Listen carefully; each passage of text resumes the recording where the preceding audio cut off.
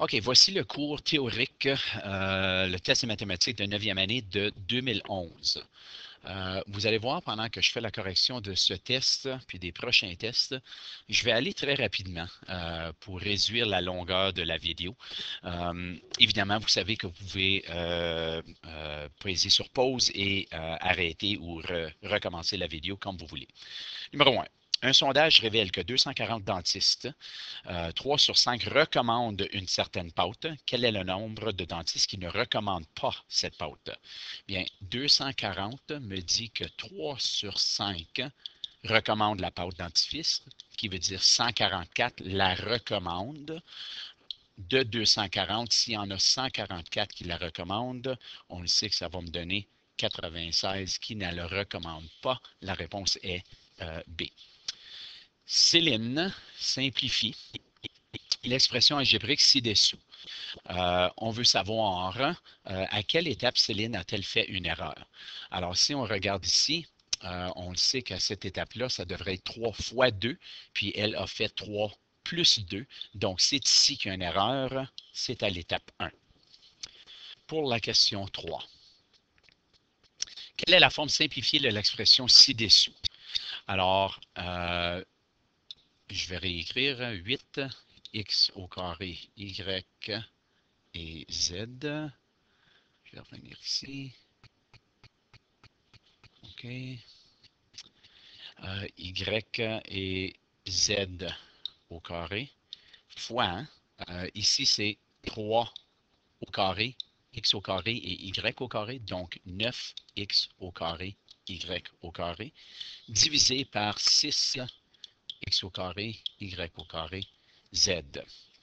À la prochaine étape, je vais faire 8 fois 9, qui va me donner mon 72, x au carré fois x au carré, qui est x exposant 4, y exposant 3 et z exposant 2, sur 6, x au carré, y au carré, z. 72 divisé par 6, c'est 12. X exposant 4 divisé par x au carré, c'est x au carré. Et ensuite, y et z. Alors, la réponse est D. Numéro 4. Quelle est la forme simplifiée de l'expression? Bien, de l'expression suivante, 2 fois x, c'est 2x, 2 fois moins 1, moins 2, moins 6x plus 9. On regroupe les termes semblables qui me donnent moins 4x plus 7. La bonne réponse est C.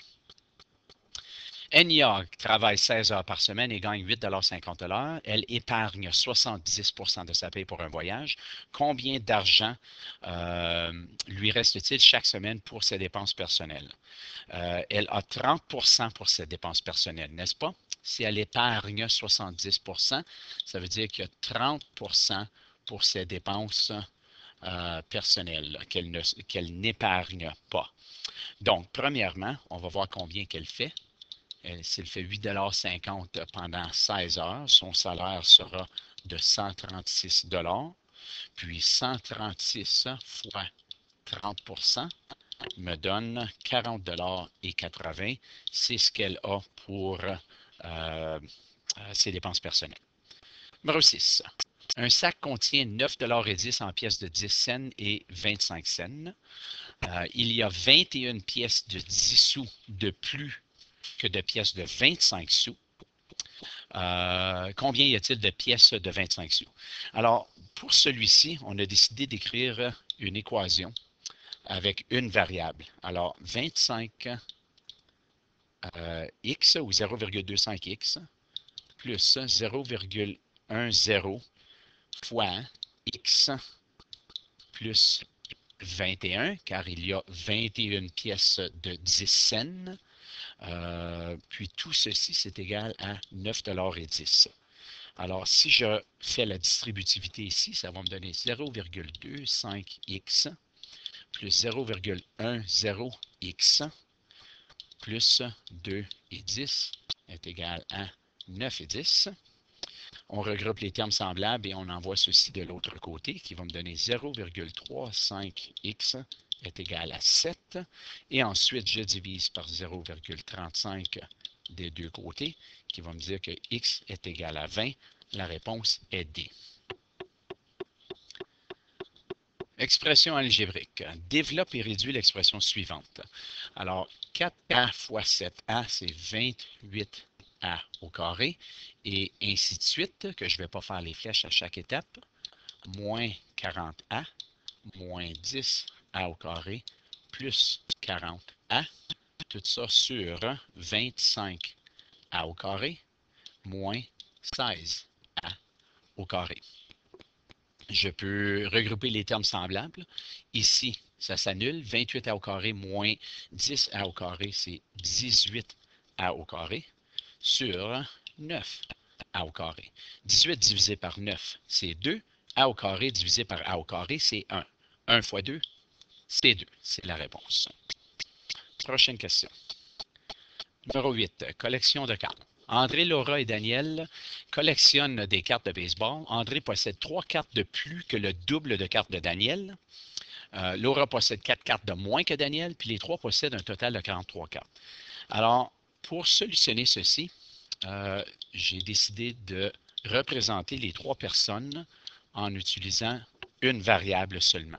Alors, André, Laura et Daniel. Puis j'ai dit que Daniel, c'est D. Laura a 4 cartes de moins que Daniel, alors D-4. Puis André a 3 cartes de plus que le double des cartes de Daniel. Puis en tout, ils ont 43 cartes. Alors, je vais regrouper ceci. 3 plus 2D plus D-4 plus D égale 43. Je regroupe les termes semblables qui me donnent 4D-1 est égal à 43. 4D est égal à 44, car j'ai envoyé de l'autre côté. Et D est égal à 11, car j'ai divisé par 4. Alors, ceci me donne, ça dit, utilise une équation algébrique pour déterminer le nombre de cartes que chacun a dans sa collection. Alors, en ce moment, j'ai trouvé que Daniel a 11 cartes. Pour André, je vais revenir en haut ici. Et voilà, ceci c'est André. Alors, je vais dire que 3 plus 2D, ou 3 plus 2 fois 11, qui est 25. Pour Laura, c'est D-4. Alors, D-4 ou 11 moins 4. Elle a donc 7 cartes. Puis Daniel, on l'avait dit déjà, elle c'est D, donc 11. La vérification pourrait être 25 plus 7 plus 11 est égal à 43. Oui, 43 est bel et bien égal à 43. Donc, le membre gauche est égal au membre droit, qui veut dire que la vérification est bonne et on avait la bonne réponse au départ. Numéro 9.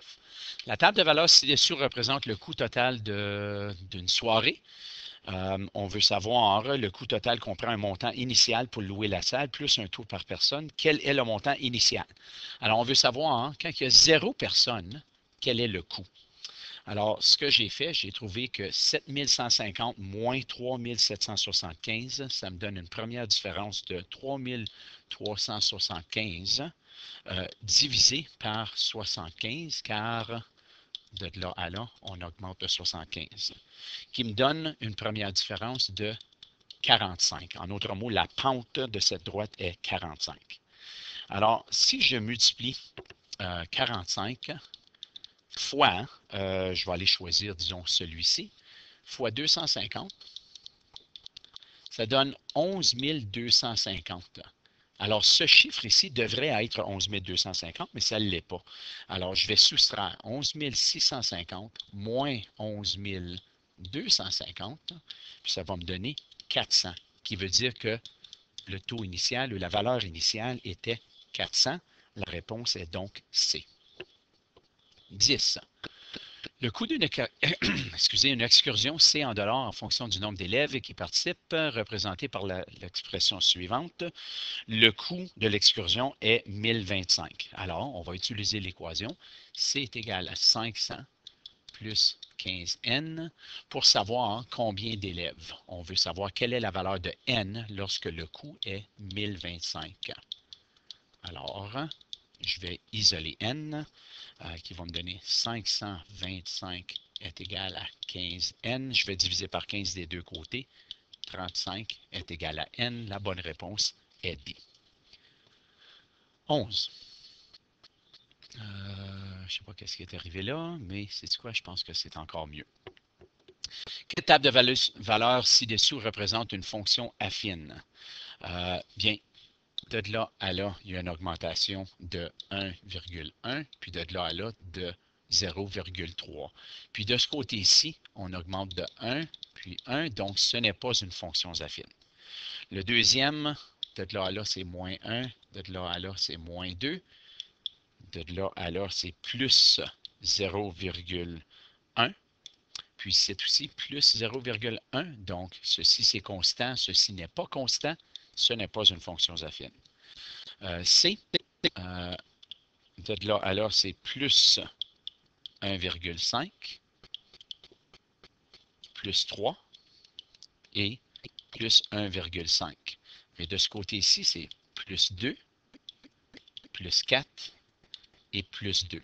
Si je fais la division, 1,5 divisé par 2, ça va me donner 0,75. 3 divisé par 4, 0,75, ainsi de suite. Ceci est une fonction affine.